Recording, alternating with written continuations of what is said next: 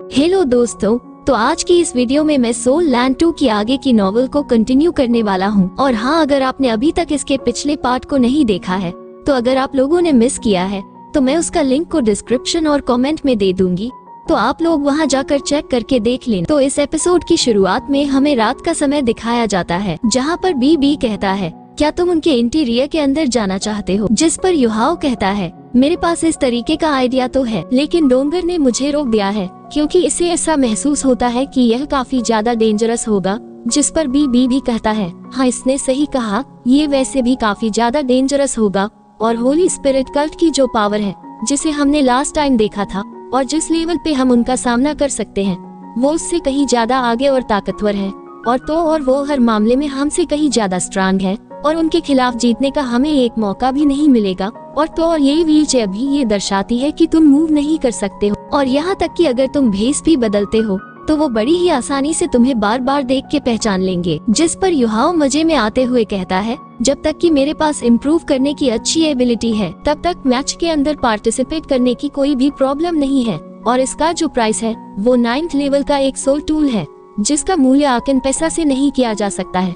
जिस पर बी मना करते हुए कहता है, नहीं, यहाँ तक कि तुम्हारी लाइफ को तो पैसों के साथ मेजर करने के बारे में भी सोचा नहीं जा सकता है और तुम हम सभी के लिए ही काफी ज्यादा इम्पोर्टेंट हो। जिस पर युहाओ कहता है, फर्स्ट सीनियर ब्रदर, मुझे अपने आप पे पूरा विश्वास है कि मैं ये कर सकता हूँ। जिस पर बी कहता है, लिटिल जूनियर ब्रदर, ऐसी कौन सी चीज है जिसने तुम्हें इतना कॉन्फिडेंट कर दिया है? जिस पर युहाओ कहता है, फर्स्ट सीनियर ब्रदर, कल जो मैच हुआ था उसमें मैंने जिस ट्रिक को इस्तेमाल किया था मैं उसका जिक्र कर चुका हूँ और मैं आपसे बिल्कुल भी झूठ नहीं कह रहा हूँ। ये स्पेशल एबिलिटी मुझे बस तुक्के से मिली है और अगर दूसरे शब्दों में कहा जाए इसे मेरी थर्ड मार्शल सोल भी समझा जा सकता है जो कि मुझे कुछ स्पेशल एबिलिटीज दे सकती है। और डोंगर, यह बात तुम्हारे लिए भी है।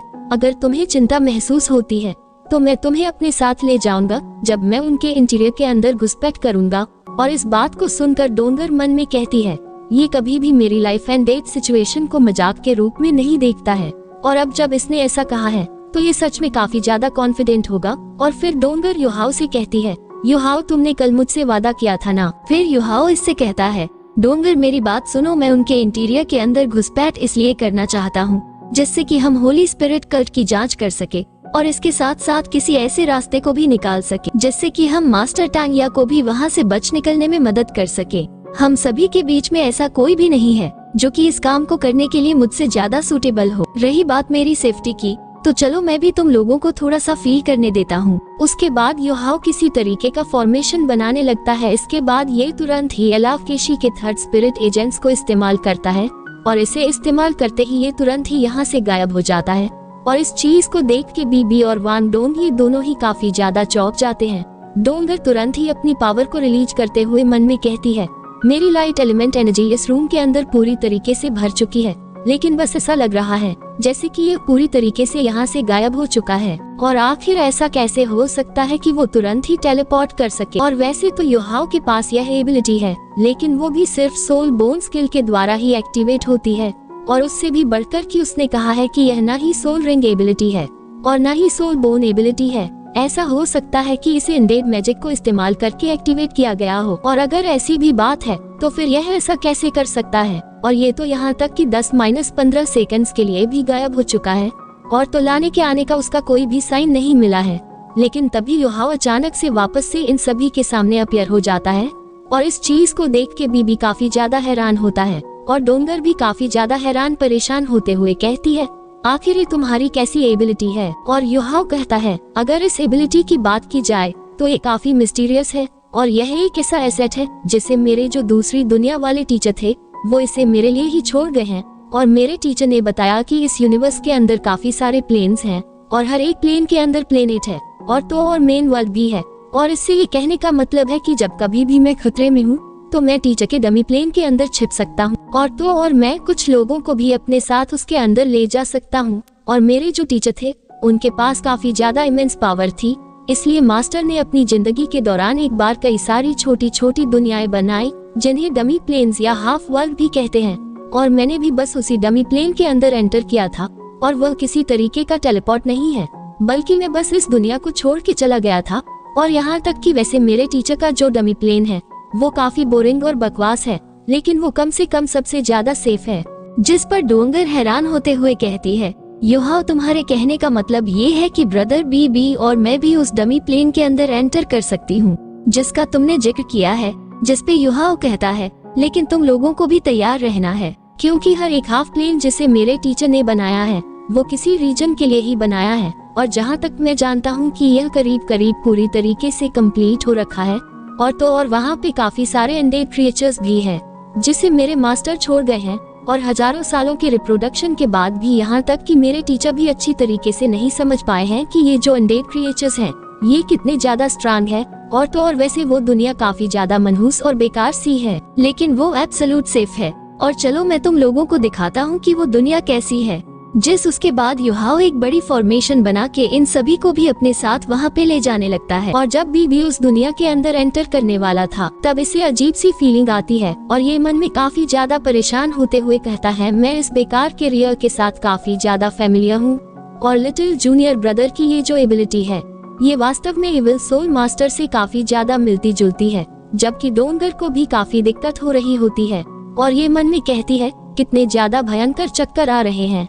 ऐसा महसूस हो रहा है जैसे कि मेरे टुकड़े टुकड़े हो गए हो। जिसके बाद ये तीनों ही किसी दूसरी दुनिया में आ जाते हैं, जो वाकई में काफी ज्यादा डेंजरस लग रही होती है। और तो ये जो डमी प्लेन होता है यह एकदम बंजर होता है, और यहाँ का ये जो सन होता है वह भी ब्लैक होता है। और इस दुनिया को देख के ये दोनों ही काफी ज्यादा हैरान होते हैं और कहते हैं कि क्या ये सच में कोई और दुनिया है। जहाँ पे आने के बाद युहाओ बताता है, टीचर ने जो मुझे बताया था उसके हिसाब से इसे अभी भी एक कंप्लीट वर्ल्ड नहीं माना जा सकता है, क्योंकि टेक्निकली यहाँ पे सिर्फ लैंड ही एग्जिस्ट करती है, जिसका कोई भी यहाँ पे आसमान नहीं है, और यहाँ पे सिर्फ घोस्टली क्रिएचर्स और बॉर्डर ही एग्जिस्ट करता है। और बॉर्डर के परे यहाँ पे अंधेरे के साथ साथ वेकेंट स्पेस है। और यहाँ पे हमने एक बड़े से दरवाजे से एंटर किया है जो कि जस्ट हमारे पीछे है, जो कि एक सीक्रेट डायमेंशन की है जो कि टीचर पीछे छोड़ गए हैं, और सिर्फ उसके ही माध्यम से हम अपने डायमेंशन के अंदर लौट के जा सकते हैं।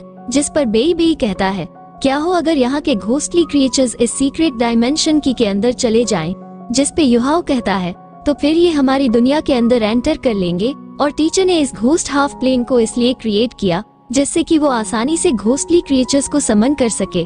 और मेरे टीचर का full title claim Electrolux the holy necrology. इनका इंटेंशन असल में एंडेड मैजिक को स्टडी करने का था, और हमारे दिलों कॉन्टिनेंट की भाषा में कहा जाए तो आप ये कह सकते हैं कि यह सोल स्किल की स्टडी कर रहे थे। और इस जगह को इन्होंने इसलिए बनाया जिससे कि यह एंडेड मैजिक को और भी ज्यादा परफेक्ट कर सके। और हजारों सालों के डेवलपमेंट के बाद यहाँ पे countless powerful ghostly creatures create हुए। और इन बातों को सुनकर डोंगर भी हैरान होती है और ये कहती है, क्या सच में इस दुनिया के अंदर कोई ऐसा भी पर्सन है जो कि एक पूरी दुनिया को भी बना सकता हो? यहाँ तक कि अगर यह बस इनकम्प्लीट हाफ प्लेन ही क्यों ना हो, ये चीज फिर भी डराने के लिए काफी है। जिस पे बी कहता है, मैं यहाँ तक कि ये भी नहीं सोच सकता हूँ उनका मैजिक कितना ज्यादा टेरिफाइंग होगा। जिस पे युहाओ कहता है, फर्स्ट सीन ब्रदर डोंगर, आप दोनों को ही चिंता करने की कोई भी जरूरत नहीं है। टीचर ने कहा है कि इस चीज से कोई भी फर्क नहीं पड़ता है कि एक नेक्रोलॉजी को कास्ट करने के लिए, और उस समय एक स्पेशल रिचुअल के माध्यम से टीचर ने पहले ही अपने आप को हाफ ह्यूमन हाफ लिच के अंदर बदल दिया। लेकिन यहाँ तक कि जब उन्होंने ओवर पावर्ड एंडेड मैजिक को इस्तेमाल किया तो उसके बाद से उनकी बॉडी डिक्लाइन करने लगी, और टीचर ने जो स्किल्स मुझे दी है वो तो बस उनकी पावर का एक छोटा सा हिस्सा ही है, लेकिन तब भी वह जिंदगी भर के लिए मुझे फायदा देगा। और युहाओ ये बातें कहते हुए इमोशनल होने लगता है। तो वान डोंग युहाओ के पास आके कहती है, युहाओ क्या हम इस जगह को चेक करने के लिए और आगे जा सकते हैं क्या? जिस पे युहाओ कहता है, हाँ बिल्कुल, लेकिन हमें काफी ज्यादा केयरफुल रहना होगा, और यहाँ पे हमारा कभी भी किसी भी घोस्ट क्रिएचर से सामना हो सकता है, इसलिए हमें काफी ज्यादा केयरफुल रहना होगा। और इतना कहने के बाद यह वहाँ पे जो पोर्टल होता है उसे अपने हाथ के अंदर सक कर लेता है, और ये करने के बाद युहाओ कहता है, आप दोनों के लिए यही बेहतर होगा कि आप दोनों ही मुझसे 20 कदमों से ज्यादा दूर ना जाएं, और मैं इस डिस्टेंस के अंदर आप दोनों को ही कवर कर सकता हूँ। और ये स्पेशली डोंगर के लिए है, क्योंकि यहाँ पे तुम्हारी जो एलिमेंटल एबिलिटी है वो काफी ज्यादा तेजी से काफी ज्यादा कमजोर हो गई है, क्योंकि यहाँ के आधे से ज्यादा डमी वर्ल्ड के अंदर टेक्निकली लाइट एलिमेंट नहीं है। और इस बात को सुनकर डोंगल भी चौंक जाती है, और ये तुरंत ही अपने विंग्स को बाहर निकाल लेती है, जिन्हें देख के ये काफी हैरान होते हुए कहती है, मेरे बटरफ्लाई के विंग्स तो कितने ज्यादा डल और ग्रे हो गए हैं, और यहाँ तक कि जो इनके अंदर से लाइट की रेज निकलती थी वो भी जा चुकी है। और तुमने बिल्कुल सही कहा, मैं क्लियर महसूस कर सकती हूँ कि मेरी जो सोल पावर है वो काफी तेजी से कंज्यूम हो रही है, और ये बिल्कुल वैसा ही हो रहा है जैसा कि तुमने कहा है। और तभी बीबी भी अपने हाथ को ब्लू टायर थंडर क्लॉ के अंदर बदल लेता है और कहता है, चलो मुझे भी इसे आजमाने दो, और मुझे तो तुम्हारे जैसे अपनी दुनिया और यहाँ पे अंतर महसूस नहीं हो रहा है। और ऐसा दिखता है कि यहाँ के आसपास की जो एयर है वो मेरी लाइटनिंग से डिस्टर्ब होने की वजह से थोड़ी बहुत शेकी लग रही है। जिस पे युहाओ कहता है, ये तो नॉर्मल है, अगर आप इस बारे में ध्यान से सोचो तो आप दोनों के ही लाइट और लाइटनिंग एलिमेंट्स मेरे घोस्टली क्रिएचर्स के खिलाफ थोड़ी ज्यादा इफेक्टिव हैं, और उससे भी बढ़कर इस जगह पे किसी भी तरीके का लाइट एलिमेंट नहीं है, जिस वजह से यहाँ के जो घोस्टली क्रिएचर हैं वो काफी ज्यादा स्ट्रांग होंगे। हालांकि ये जगह लाइटनिंग एबिलिटी को नहीं रोकता है, तो जब भी हम घोस्टली क्रिएचर्स के साथ सामना होगा, सीन ब्रदर बीबी आप ही हमारे सबसे बेस्ट फाइटर होंगे। और जब ये तीनों इस जगह आगे बढ़ रहे होते हैं तो डोंगर कहती है, ये जगह तो सच में कितनी ज्यादा बंजर है। जिस पर बीबी कहता है, ये बिल्कुल भी सच में हमारे रियल वर्ल्ड की तरह नहीं है, लेकिन यहाँ पे काफी सारी हील्स हैं, और जैसे ये तीनों एक हील के ऊपर चढ़ के आते हैं तो इन तीनों के ही काफी तगड़े वाले होश उड़ जाते हैं, क्योंकि काफी सारे क्रिएचर्स इन्हीं की तरफ आ रहे होते हैं, जिन्हें देख के इन दोनों की काफी गंदी वाली फट जाती है।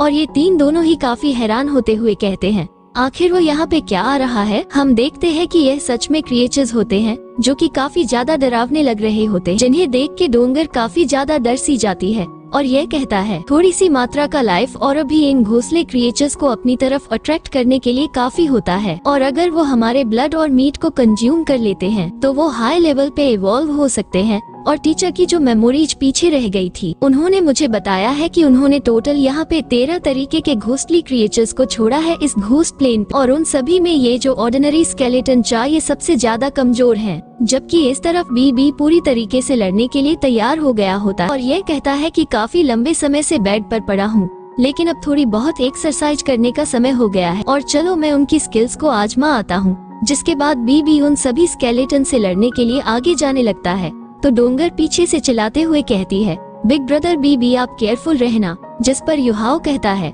चिंता मत करो, वो ठीक रहेंगे, और यह मत भूलो कि ये वो दुनिया है जिसे टीचर मेरे लिए छोड़ गए हैं, और एक तरीके से मैं इस जगह का ओनर हूँ। और तभी बीबी ने अपने क्लो से एक काफी खतरनाक अटैक कर दिया होता है, जिसकी चपेट में आ जाने की वजह से ये सारे क्रिएचर्स मारे जाते हैं। इनके इतनी जल्दी खत्म हो जाने की वजह से यह बताता है कि सीनियर ब्रदर बीबी की जो लाइटनिंग है वो हेवन एंड अर्थ की वाइटल एनर्जी का कंसंट्रेशन है, और इसी वजह से सोल को ये काफी डैमेज पहुंचा सकती है। और तो और इन स्केलेटन की जो सोल पावर है वो भी इतनी ज्यादा पावरफुल नहीं है, और बीबी ने जिन क्रिएचर्स को मारा था उस पर यह अपना अनडेड मैजिक को इस्तेमाल करता है और उन्हें वापस से जिंदा कर देता है। इसी की वजह से उस क्रिएचर को भी कुछ भी समझ में नहीं आता है, और इस बार ही ये युहाओ और के ऊपर अटैक करने की बजाय अपने ही साथियों के ऊपर अटैक कर देता है, जबकि इस तरफ युहाओ चैटिंग कर रहा होता है, जिसकी वजह से जो क्रिएचर्स इन लोगों के ऊपर अटैक कर रहे थे वो रुक जाते हैं। जिसके बाद ये सभी ही आपस में लड़ने लगते हैं,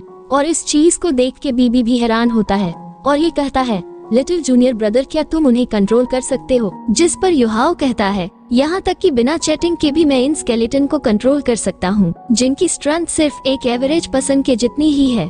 यहाँ के जो घोस्टली क्रिएचर्स है वो मेरे ऊपर एक उंगली भी नहीं उठा सकते हैं। तो अब क्या तुम लोगों को समझ में आ गया कि क्यों मैंने तुम लोगों से कहा था कि यह जगह सबसे ज्यादा सेफ है। यहाँ तक कि अगर मैं होली स्पिरिट कल्ट के अंदर घुसपैठ भी करता हूँ तो इस चीज से कोई भी फर्क नहीं पड़ता है कि होली स्पिरिट कल्ट कितना ज्यादा पावरफुल है, लेकिन तब भी वह मुझे पकड़ने के लिए टीचर के द्वारा बनाए गए गमी वर्ल्ड के अंदर एंटर नहीं कर सकते हैं। और यहाँ तक कि limit below dark secret dragon लंग जयाओ भी इस जगह के अंदर एंटर नहीं कर सकते हैं। जिस पर बीबी कहता है, लिटिल जूनियर ब्रदर मुझे लगता है कि तुमने मुझे कन्विंसिंग की हमारी दुनिया के जो लोगों का नजरिया है इविल सोल मास्टर्स को लेके वो काफी ज्यादा बुरा है, और अगर ईमानदारी से कहूँ तुमने जो हमें यह अनडेड मैजिक दिखाया है ये हमारे दोनों कॉन्टिनेंट के जो इविल सोल मास्टर्स हैं उनसे ही काफी ज्यादा मिलता जुलता है, और हमें तो तुम पर शक नहीं होगा कि तुम एक इविल सोल मास्टर हो, लेकिन बाकी के जो लोग हैं शायद वो ऐसा ना सोचे। जिस पर युहाओ मजे में आते हुए कहता है, चिंता मत करिए, जब तक की लाइफ एंड डेथ सिचुएशन नहीं होती है तब तक मैं हूँ। युहाओ सिर्फ इकलौता वही पसंद रहेगा जिसके पास 2 मार्शल सोल हैं, और रही बात नेक्रोमेंसर टांगवू की तो वो मैं नहीं हूँ। डोंगर तुम्हारा इस चीज को लेकर क्या कहना है। जिस पर डोंगर कहती है, अब और ज्यादा मत कहो, मैं जानती हूँ कि तुम्हारा क्या मतलब है। मेरी बस तुमसे एक ही रिक्वेस्ट है, अगर तुम किसी एडवेंचर पर जाने वाले हो तो तुम्हें मुझे अपने साथ लेकर जाना होगा, और तुम जहाँ भी जाओगे मैं तुम्हारे साथ वहाँ पे चलूंगी। जिस पर युहाओ कहता है, हाँ बिल्कुल क्यों नहीं, तो फिर चलो वापस चलते हैं। और इसी के साथ हमारा ये एपिसोड भी यहीं पे खत्म होता है। अगर आप लोगों को वीडियो अच्छा लगा हो